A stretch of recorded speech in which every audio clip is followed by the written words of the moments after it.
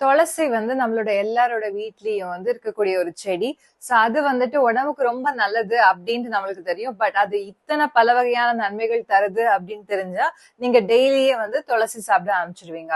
So அது வந்து நம்மளுடைய சுவாச பிரச்சனைக்கு மட்டும் இல்லாம நம்மளோட சிறுநீரக பிரச்சனை, இதய பிரச்சனை, அதே மாதிரி உங்களுக்கு வந்துட்டு சக்கரை நோய் இருந்துச்சுன்னா அது எல்லாத்துக்குமே வந்துட்டு ஒரு தீர்வா வந்து இந்த துளசி இருக்குது. சோ ஆயுர்வேதால வந்து ரொம்ப முக்கியமா யூஸ் பண்ற ஒரு மருந்து தான் வந்து துளசி. சோ துளசி வந்துட்டு ஆல்ரெடி சொன்ன மாதிரி அது பலவிதமான நன்மைகளை வந்து பண்ணுது.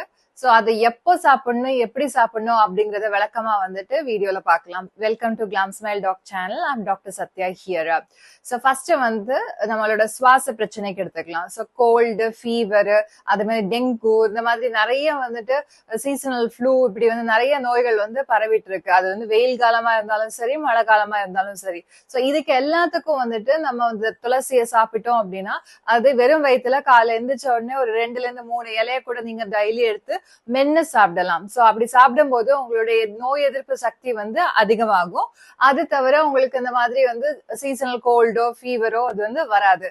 சோ இது ரெகுலரா நீங்க வந்து உங்களோட ஹேபிட்ல வச்சுக்கிட்டீங்க அப்படின்னா உடம்புக்கு வந்து நல்லது. ரெண்டாவது பாத்தீங்க அப்படின்னா சிறுநீரக கற்கள்.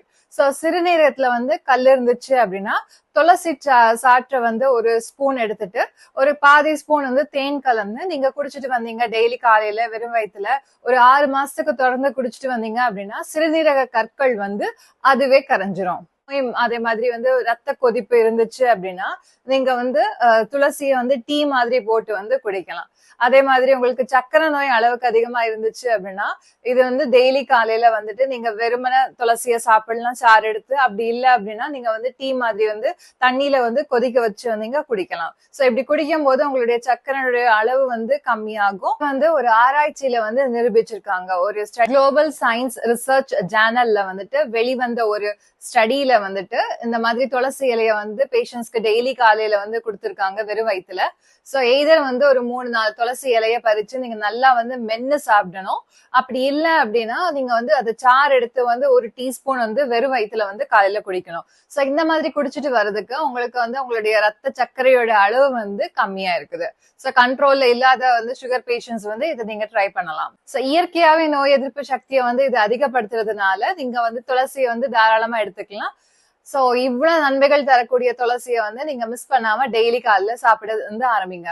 யூஸ்ஃபுல்லான நிறைய வீடியோஸ் பார்க்கணும் அப்படின்னா நீங்க வந்து சேனலை மறக்காம சப்ஸ்கிரைப் பண்ணுங்க. உங்களோட ஃப்ரெண்ட்ஸ் அண்ட் ஃபேமிலிக்கும் வந்து ஷேர் பண்ணுங்க.